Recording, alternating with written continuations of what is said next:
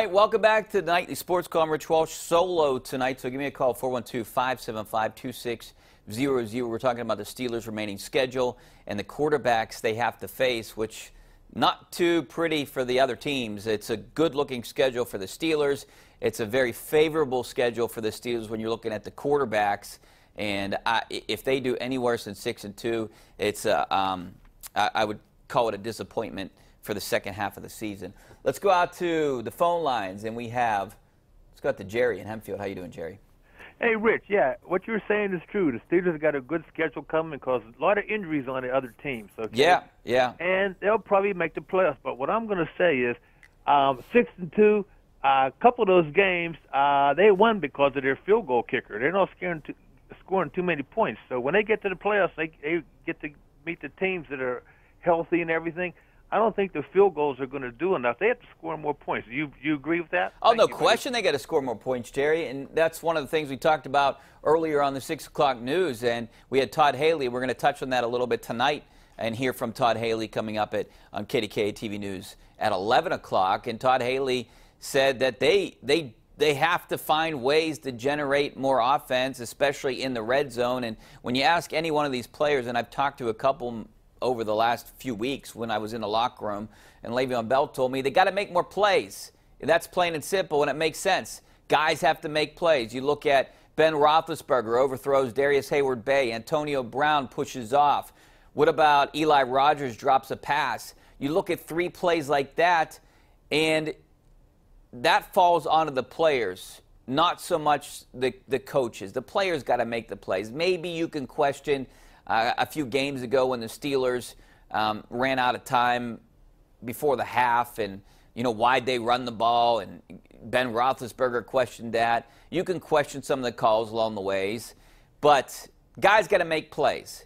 When you're open and you drop the ball, that's your fault.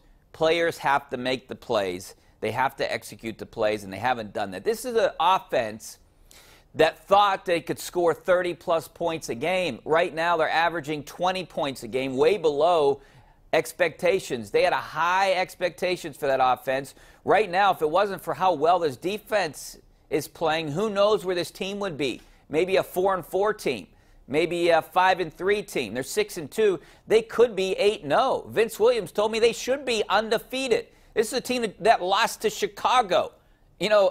Horrible losses to Chicago and Jacksonville. So, yeah, they're 6-2. I thought they'd be 6-2 at the break. I just didn't think they'd lose to Chicago and Jacksonville. Back out to the phone lines. Let's go to Bill in Lawrenceville. How you doing, Bill? Pretty good. How you doing? Good, this thanks is the for angry calling. Pittsburgh guy. I got a bone to pick with Goodell on these Thursday night games. Why can't they just keep them on CBS? Why do you got to switch back and forth with the NFL Network? And can we finally get rid of the Monday night game with ESPN too? Can that go to just regular ABC? What's going on here? Why can I just watch my football?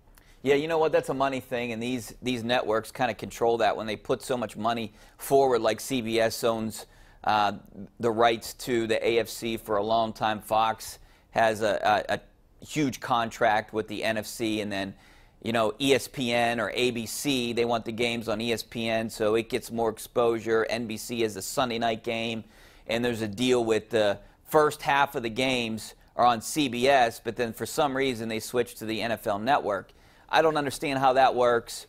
It would be good for, I think, viewership if it's on CBS, a bigger network than the NFL Network, but they want to get people switching over to the NFL Network, and maybe because CBS has their shows, it's a ratings period right now on CBS on all the stations. November is a ratings book.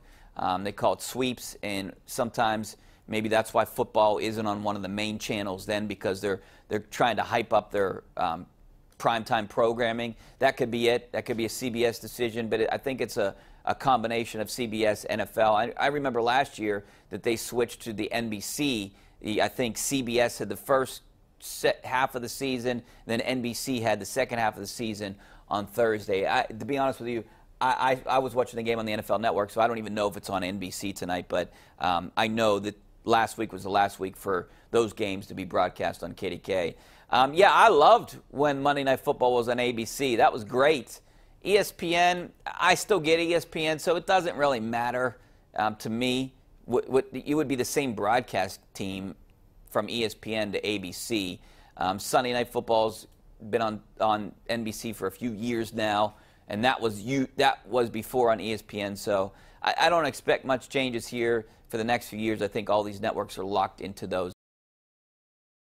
Let's go out to Gary in Mount Troy. How you doing, Gary? Rich, how you doing? Good, thanks for calling.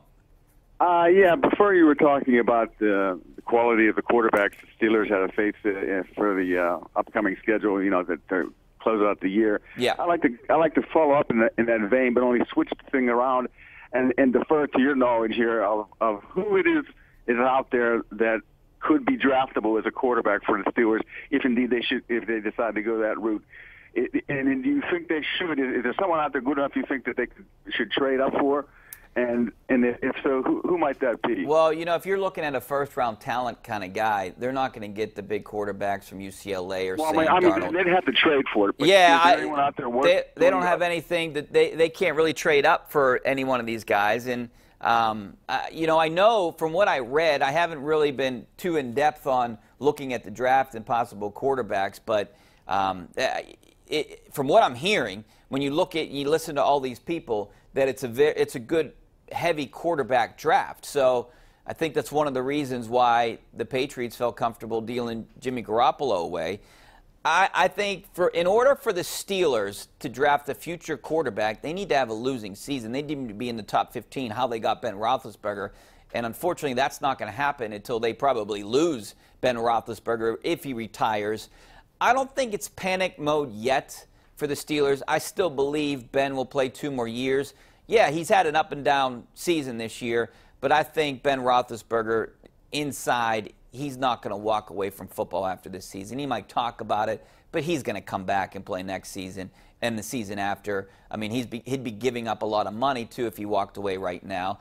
I don't know much longer after the next 2 seasons. I think you still got Ben Roethlisberger for 3 seasons. But these quarterbacks, they don't want to retire. I mean, Ben Roethlisberger is chasing Tom Brady. Tom Brady said he wants to play for another 5 years. Ben's still, I think, a top-tier quarterback when you're saying top 6. He's a guy that I would want to lead my offense, even though, yes, he's missed plays. He's missed receivers. And not everyone has been on the same page so far with this offense. But I still think it's not panic mode for the Steelers.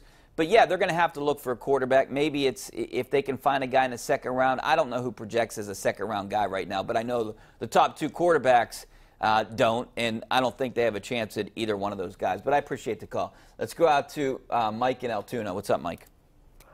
Hey, Richie. How are you doing tonight? Good. Thanks for calling.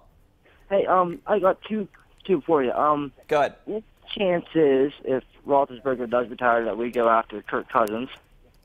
And 2, do you think we have enough cap space with Kirk Cousins and Le'Veon Bell? Well, you're saying you think the Steelers are going to get, I didn't hear you, Kirk Cousins? If he goes in free agency, if they don't tag him again in Washington. Yeah, I don't expect Washington to tag him. There's all those rumors that he's going to end up somewhere. I do not think the Steelers are going to go after Kirk Cousins. I think that they would. I think what would happen was if Ben decides to retire, which I don't think, I would bet against that. I think he's back next year and the year after. I would gamble on that one. So I wouldn't worry about it. I think this Kirk Cousins thing, I think it's really ridiculous right now. I mean, I know we'll bring it up, and it's a good thing to talk about, and I appreciate your call, Mike, but I don't see them getting Kirk Cousins. He's not Ben Roethlisberger. So, yeah, where do they go when Ben Roethlisberger retires? Landry Jones, not the long-term option. Maybe short-term, if he retires in the next 2 years, they use Landry Jones for a year, and they end up being a middle-tier bad team, and they have a high draft pick, and then they draft someone. Josh Dobbs, I don't know. I don't know if he's the future, but we'll see. They're giving him a chance. But I still think that the Steelers' quarterback of the future is not on this team, and maybe is not in the NFL yet. He's a guy in college that they'll draft probably in the next couple of years. Thanks for your call. We got to take a break. Back with more of your phone calls, some of your tweets coming up next. Stay right there.